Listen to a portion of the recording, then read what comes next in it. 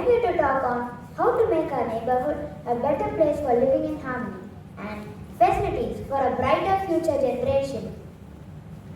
The whole world is interconnected and is called a global village. It's high time that we also understand that our neighborhood has extended.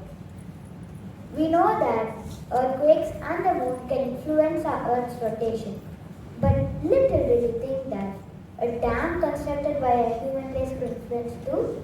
Yes, let's start by appreciating biodiversity and let's make our Earth a better and colorful place to live.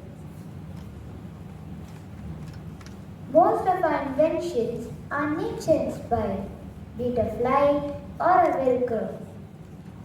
So let's conserve the biodiversity around us by activating the biophilia in us. Let's get back to our roots. Let's reduce the carbon footprint as much as possible. But how? Let me share a few baby steps towards it.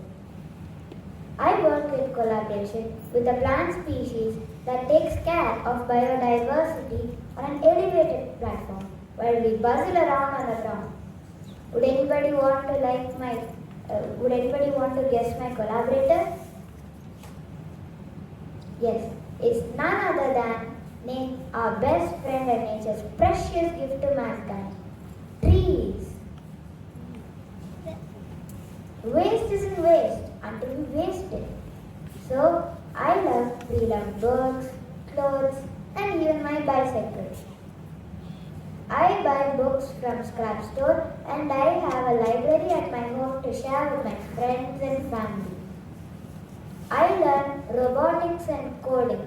Since I learned them, I like to tease my brain on e-waste management. Our cell phone has already replaced our calendar, our alarm clock, and even our camera.